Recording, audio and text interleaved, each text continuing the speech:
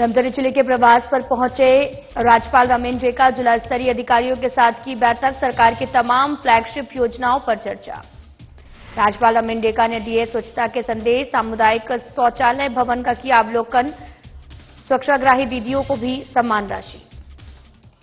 CM Vishnudeo Sai ने नवा रायपुर में आयोजित संवाद कार्यक्रम को किया संबोधित, औद्योगिक विकास नीति पर की हितधारकों से चर्चा, कहा निवेश प्रक्रिया की सरकार ने बनाया सरल।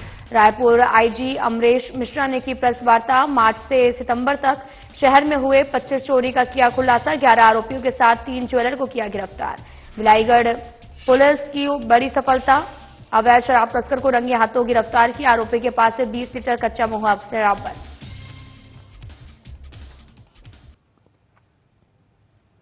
नमस्कार, मैं हूं आपके साथ अंकिता पाल। बुलेटिन की शुरुआत करते हैं। राज्यपाल रमेन डेका धमतरी जिले के प्रवास पर पहुंचे। इस अवसर पर उन्होंने कलेक्ट्रेट सभाकक्ष में जिला स्तरीय अधिकारियों के साथ बैठक कर शासन की फ्लैगशिप योजनाओं पर चर्चा की है। राज्यपाल डेका ने कहा कि शासन की फ्लैगशिप योजनाओं का क्रियान्वयन धरातल पर सुनिश्चित किया जाए और पात्र हितग्राहियों को शासन की कई योजनाओं से लाभान्वित किया जाए। बैठक में राज्यपाल डेका ने जिले में जल एवं पर्यावरण संरक्षण के लिए किए जा रहे प्रयासों की जानकारी ली है। इस अवसर पर जिला प्रशासन द्वारा आमजनों को जल संरक्षण की दिशा में जोड़ने और उन्हें जागरूक करने संबंधी वो तैयार किए गए लघु फिल्म को राज्यपाल डेका के समक्ष प्रस्तुत किया गया है। राज्यपाल डेका ने कहा कि जिले में जल एवं पर्यावरण संरक्षण की दिशा में सराहनीय प्रयास किए जा रहे हैं और इसके लिए पूरा जिला प्रशासन बधाई के पात्र है।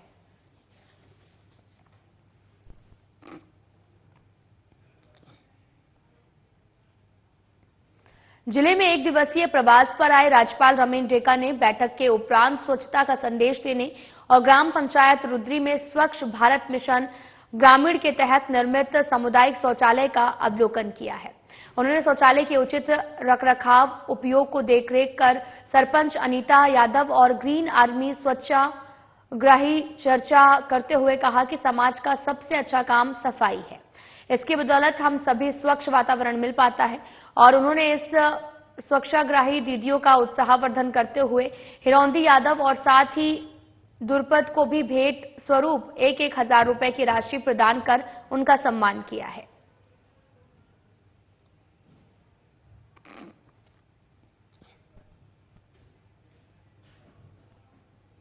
मुख्यमंत्री विष्णुदेव साय ने नवा रायपुर में नीति आयोग और छत्तीसगढ़ शासन द्वारा संयुक्त रूप से आयोजित छत्तीसगढ़ की औद्योगिक विकास नीति 2024 और 30 के संबंध में हितधारकों के साथ संवाद कार्यक्रम को संबोधित किया है।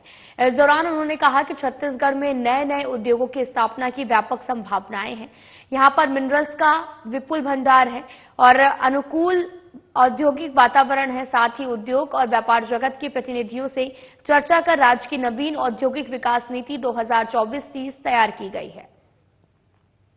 इस नवीन नीति में उद्योगों की स्थापना की प्रक्रिया को सरल बनाया गया है और उद्योगों की स्थापना को प्रोत्साहित करने के लिए अनेक प्रावधान शामिल किए गए हैं। नई औद्योगिक नीति के रूप में निवेशकों के लिए रेड कारपेट छत्तीसगढ़ में खुला है और निवेश की जटिलताएं अब छत्तीसगढ़ में नहीं रही। सिंगल विंडो सिस्टम ने सब कुछ बहुत सरल कर दिया है।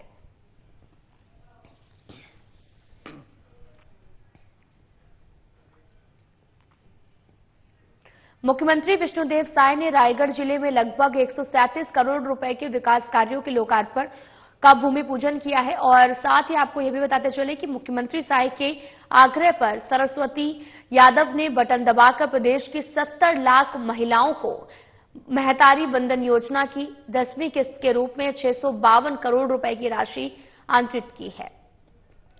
मौके पर आयोजित समारोह को संबोधित करते हुए उन्होंने कहा कि छत्तीसगढ़ के 70 लाख माताओं बहनों को महतारी बंधन योजना की 1,000 रुपए की स्नेह राशि की 10वीं किस्त हमने आपके खाते में हस्तांतरित कर दी है। हमारी माताओं बहनों का आशीर्वाद ही मुझे काम करने की शक्ति प्रदान करता है। हमारी माताओं बहनों की आंखों में दिख रही स्वाभिमान की चमक हमारा सबसे बड़ा संतोष है।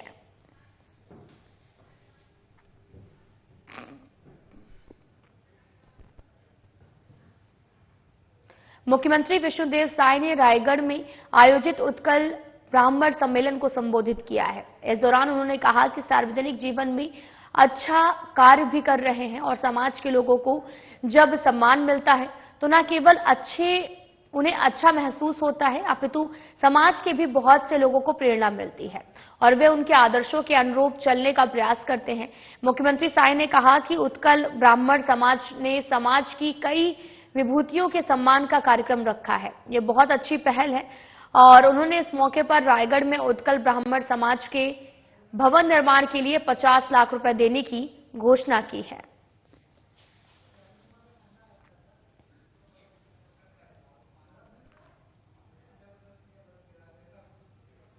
मुख्यमंत्री विष्णुदेव साय के निर्देश पर स्वास्थ्य विभाग में वित्तीय सुधारों की दिशा में बड़ा कदम उठाया गया है। विष्णु के सुशासन में राज्य सरकार जनहित में लगातार नीतिगत निर्णय ले रही है और स्वास्थ्य मंत्री श्याम बिहारी जायसवाल ने इस दिशा में प्रयास करते हुए अपने सुझाव सामने रखे थे और स्वास्थ्य मंत्री श्याम बिहारी जायसवाल की अध्यक्षता में राज्य के 10 शासकीय चिकित्सक महाविद्यालयों के स्वशासी सोसाइटियों की बैठक में चिकित्सक महाविद्यालयों और समृद्ध चिकित्सालयों के वित्तीय विकेंद्रीकरण के विस्तार के लिए कई महत्वपूर्ण एवं जनहित के निर्णय लिए गए हैं। इन निर्णयों से जो है वो महाविद्यालय स्तर पर स्वशासी सोसाइटियों का सुदृढ़ीकरण होगा, आवश्यक कार्यों के लिए शासन पर निर्भरता कम होगी, अति आवश्यक कार्य समय सीमा पर संपन्न हो सकेंगे और तत्कालिक आवश्यकताओं की पूर्ति चिकित्सक महाविद्यालय स्तर पर ही हो जाएगी।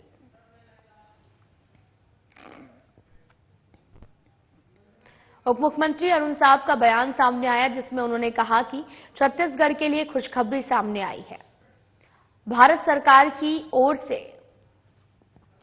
छत्तीसगढ़ में प्रधानमंत्री आवास योजना के 15,000 आवास स्वीकृत हुए हैं। इसी के साथ उन्होंने कहा कि हमने 15 नवंबर से सर्वे प्रारंभ किया है और जिसमें 15,000 आवासों की जो स्वीकृति मिली है उसके लिए पात्र हितग्राहियों का चयन करेंगे और इसके लिए उन्होंने कहा कि मैं प्रधानमंत्री नरेंद्र मोदी के साथ साथ आवास एवं शहरी विकास मंत्री मनोहर लाल का धन्यवाद देता हूं।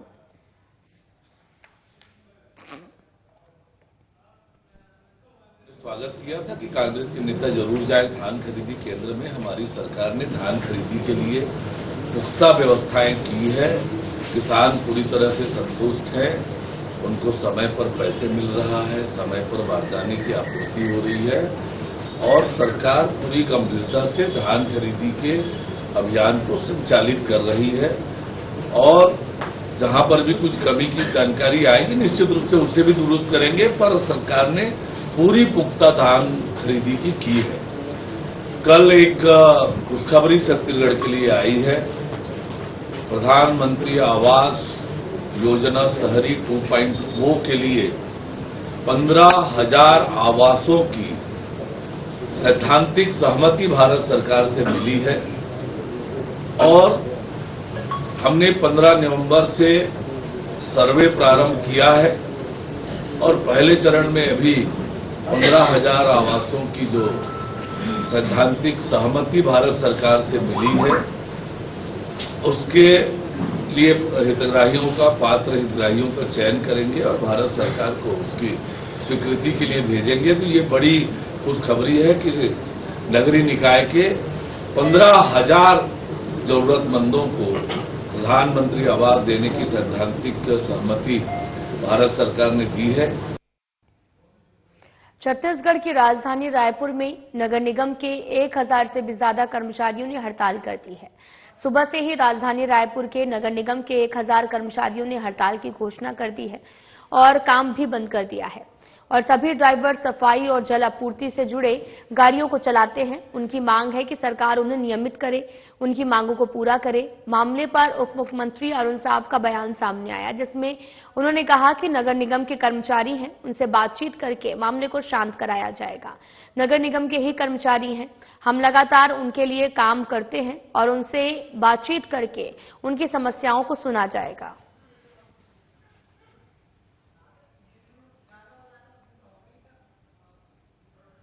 जो नगरीय निकाय के कर्मचारी हैं उनके हितों के लिए हमारी सरकार लगातार काम कर रही है। नगर निगम के कर्मचारी हैं, निश्चित रूप से नगर निगम उनसे बातचीत करेगा और उनकी समस्याओं पर गंभीरता से विचार करेगा। रायपुर उत्तर विधायक पुरंदर मिश्रा ने पत्रकार वार्ता को संबोधित किया। इस दौरान उन्होंने रायपुर उत्तर में किए गए कामों का जिक्र किया है।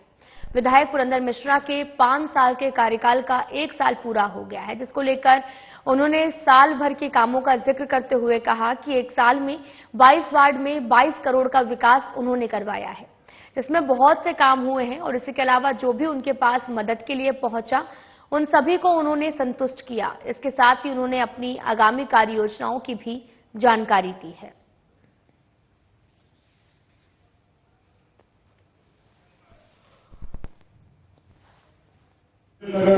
मंडी गेट खापा मार्ग पर रेलवे लाइन के लिए 38 करोड़ रुपया का स्वीकृति का प्रस्ताव है।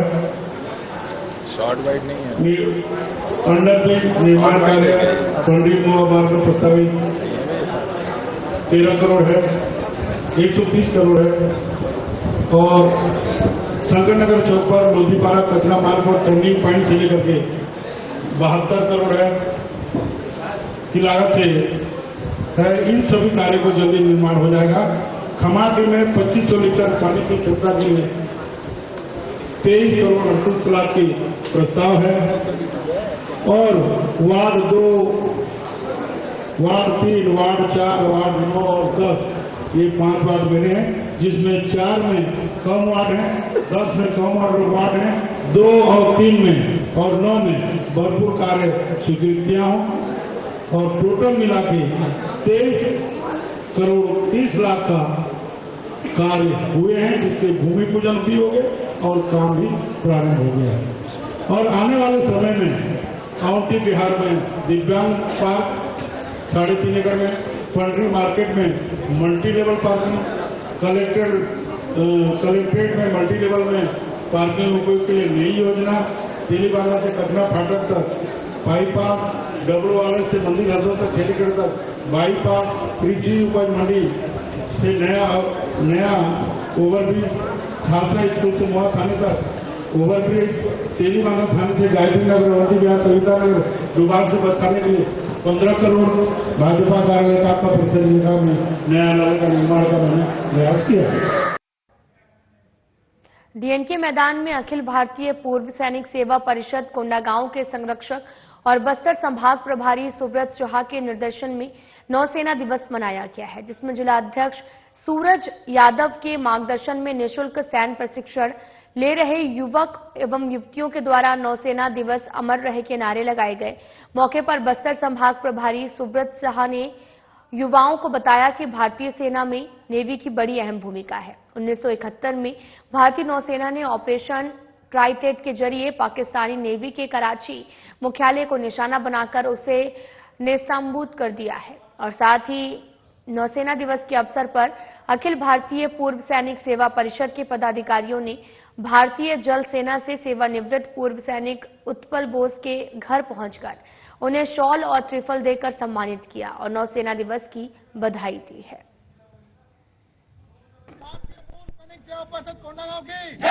अखिल भारतीय पूर्व सैनिक सेवा परिषद कोंडागांव की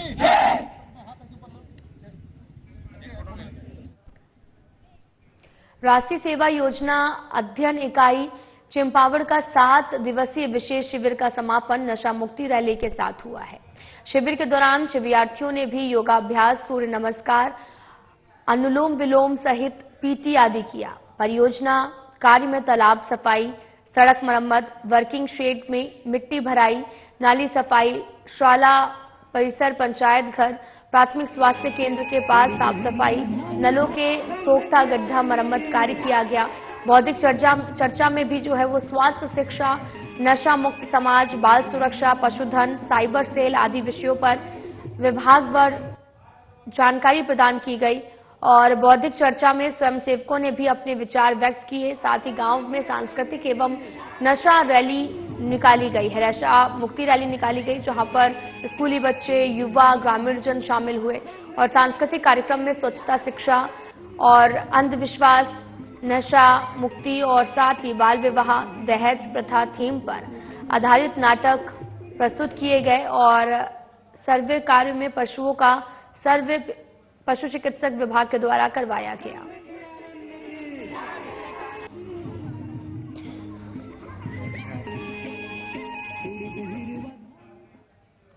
रायपुर आईजी अमरेश मिश्रा ने पिछले 6 महीनों में हुए सभी चोरियों का खुलासा किया है। उन्होंने पत्रकार वार्ता को संबोधित करते हुए कहा कि मार्च से सितंबर तक 25 चोरियां हुई हैं और जिसमें से 1 करोड़ 20 लाख रुपए की चोरी हुई है और इसी के साथ उन्होंने बताया कि 30 लाख का सामान भी जब्त किया गया है। यह कुल 6 महीने की चोरी है और पकड़े गए सभी आरोपी स्थानीय हैं और साथ ही उन्होंने बताया कि एक गैंग के लगातार चोरी की घटना को अंजाम दे रहा था, जिसके बाद 11 आरोपियों के साथ 3 ज्वेलर्स को भी गिरफ्तार करा गया है। तो बड़ी सफलता हासिल की है। हमारे पास जो रिकॉर्ड है अभी 25 चोरियां जो मार्च से लेकर सितंबर तक विभिन्न थाना क्षेत्रों में हुई है। 25 चोरियां इस गैंग के द्वारा की गई। 25 चोरियों की कुल मसूलका की बात करें तो करीब 1 करोड़ 20 लाख के आसपास का मसूलका हुआ। 3-4 खास बातें जो इस गैंग से संबंधित है और इस कार्रवाई से संबंधित है, मैं उनको बताता हूं, फिर आप प्रश्न पूछ सकते हैं।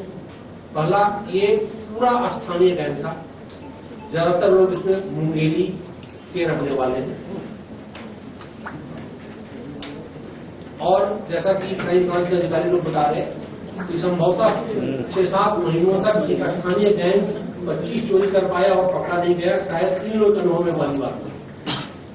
दूसरा, काफी सोफिस्टिकेटेड था, जिसमें एक आदमी केवल पुराना जेल गया हुआ है। उसने आके अपने गैंग को ट्रेन किया, क्या क्या प्रिकॉशंस लेने हैं, ग्लव्स लगाने हैं, किस तरह से रेती का इस्तेमाल करना है, कैसे मजबूत से मजबूत दरवाजा टूट जाए, उस टेक्निक का इस्तेमाल किया। उसने अपने गैंग को ट्रेन किया और उस आधार पर पिछले 6-7 महीनों से चोरियां करते आए। भिलाईगढ़ पुलिस अधीक्षक पुष्कर शर्मा ने द्वारा जो है वो जिले के सभी थाना प्रभारियों को जुआ, सट्टा, शराब, अवैध मादक पदार्थ, गांजा में संलिप्त व्यक्तियों के ऊपर कड़ी से कड़ी कार्रवाई करने के निर्देश दिए गए हैं। साथ ही इसी कड़ी में मुखबिर की सूचना पर 20 लीटर अवैध कच्ची महुआ शराब के साथ एक आरोपी को गिरफ्तार करने में सफलता हासिल हुई है। जब्त शराब की कीमत करीबन 4,000 रुपए बताई जा रही और वहीं आरोपी अजय सिदार को गिरफ्तार कर जेल भेज दिया गया है। साथ ही यह भी बताया गया कि थाना क्षेत्र में अवैध शराब बिक्री करने वालों के विरुद्ध सरिया पुलिस द्वारा लगातार कार्रवाई की जा रही है।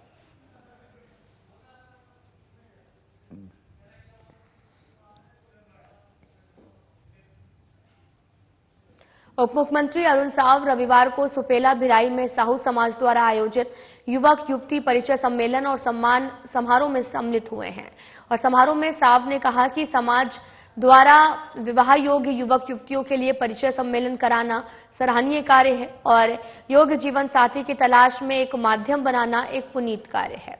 उप मुख्यमंत्री साव ने कहा कि इस आयोजन के तहत में समाज में अच्छा काम करने वालों का सम्मान किया और वहीं साहू समाज का परिचय सम्मेलन एक ऐसा मंच है जहां पर समाज के विवाह योग्य युवक युवती आते हैं, मंच में अपना परिचय देते हैं, सामाजिक पत्रिका में परिचय भी छपते हैं। ऐसा करने से समाज के लोगों को मदद मिलती है, शादी तय हो जाती है, इससे संसाधन और समय की बचत होती है। कार्यक्रम में साव ने सामाजिक परिचायिका पुस्तिका का विमोचन किया। समाज के पदाधिकारियों ने बताया कि पिछले साल इस पत्रिका के माध्यम से 25% युवाओं का विवाह तय हुआ है।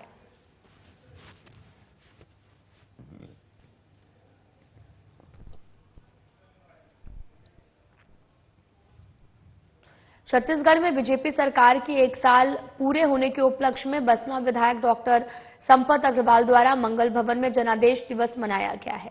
इस कार्यक्रम में बड़ी संख्या में बीजेपी के नेता और कार्यकर्ता शामिल हुए हैं और कार्यक्रम को संबोधित करते हुए विधायक डॉक्टर संपत अग्रवाल ने कहा कि बीजेपी सरकार के सेवा, सुशासन और जनकल्याण को समर्पित 1 साल के कार्यकाल में बसना विधानसभा को 500 करोड़ रुपए की सौगात मिली है।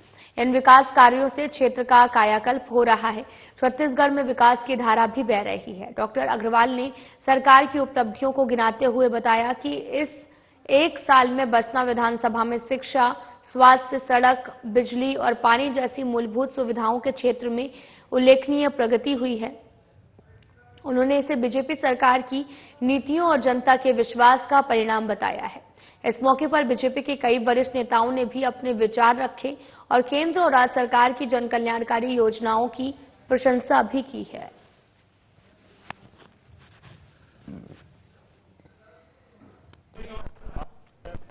भारतीय जनता पार्टी को पूरा 1 साल हो गया है, इसलिए जो यहाँ की छत्तीसगढ़ की जनता ने जो जनादेश दिया उसमें हम लोग खरे उतरे हैं। मोदी गारंटी के जितने वादे थे वो सब भी पूरे हुए हैं और बसना के विधानसभा की जनता से मैंने जो वादा किया था करीब करीब सभी पे मैं खरा उतरा हूं और मेरा प्रयास ये रहा है कि कोई भी गांव मत छूटे, यहाँ की मूलभूत समस्या कुछ भी है उसका तुरंत निदान हो। और अब जो बड़े बड़े काम, 1-2 बड़े हॉस्पिटल की योजनाएं हैं, 1-2 बड़े कॉलेज की योजनाएं हैं, वो सब भी पूरे कर लिए जाएंगे। अभी सबसे पहले जो जनता की मूलभूत समस्याएं थी उसको हमने पूरा किया है और बसना की जनता पूरे विधानसभा के खुश हैं, क्योंकि बसना विधानसभा को मैंने अपना परिवार माना है और उन्होंने भी मुझे अपने परिवार का भाई, अपना बेटा, अपना मित्र समझ के मुझे जो आशीर्वाद प्रदान किया था और आगे भी मैं उनकी अपेक्षाओं में मैं खरा उतरूंगा और वो लोग सब के सब मुझे अपना सहयोग प्रदान करेंगे। इसी आशाओं के साथ में आज 1 साल जो पूरा हुआ है उसका सभी का मैं आभार व्यक्त करता हूं। उसके लिए ही आज का ये सम्मेलन भी बुलाया गया था कि पूरे प्रदेश की जनता का आभार और उसके बाद में इनकी और भी कोई भी मांगे होंगी तो वो अपना रख सकते हैं, वो अवश्य पूरी होगी।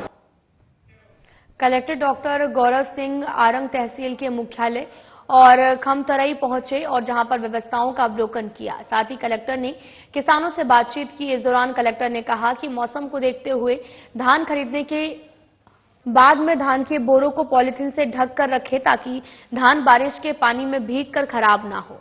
उन्होंने मास्टर मीटर से भी खरीदे गए धान की नमी चेक की और साथ ही अपने समक्ष खरीदे जा रहे धान को इलेक्ट्रॉनिक तौल से तौल कर देखा। कलेक्टर ने कहा कि राज्य सरकार द्वारा समर्थन मूल्य पर प्रति एकड़ 21 क्विंटल की दर से धान खरीदी की जा रही है। केंद्र में आ रही सभी किसानों से इस आधार पर धान खरीदी की जाए।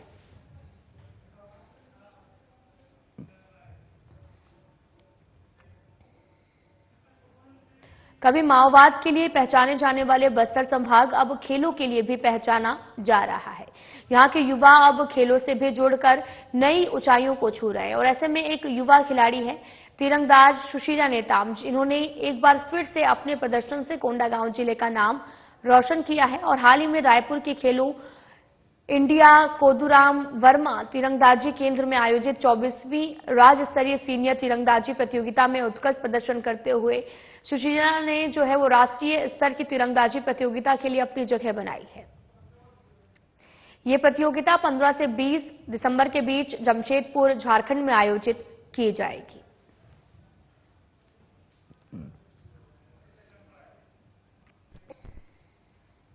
वरिष्ठ पुलिस अधीक्षक डॉक्टर संतोष सिंह के दिशा निर्देशन पर अपराधों पर प्रभावी अंकुश लगाने और चाकूबाजों के ऊपर कार्रवाई को लेकर चलाए जा रहे अभियान के तहत थाना पुरानी बस्ती पुलिस के कार्य से अवैध रूप से चाकू रखे चाकूबाज को गिरफ्तार करने में सफलता प्राप्त हुई है। तो वहीं मुखबिर की सूचना पर आरोपी एकांश त्रिपाठी को अवैध रूप से लोहे का चाकू रखने के आरोप में गिरफ्तार कर जेल भेज दिया गया है।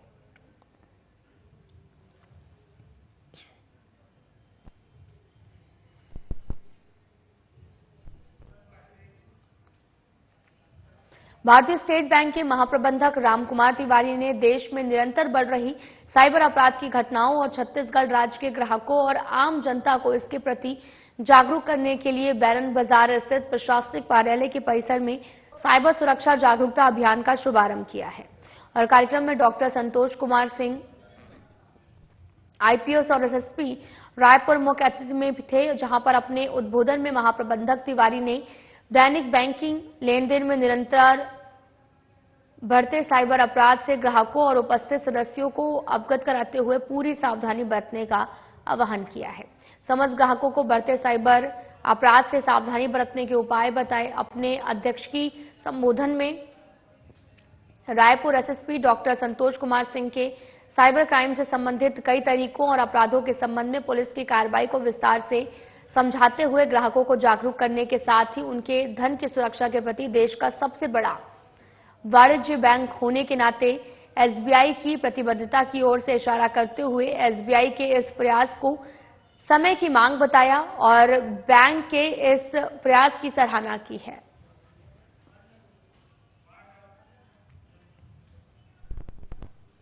फिलहाल वीडियो में इतना ही। नमस्कार।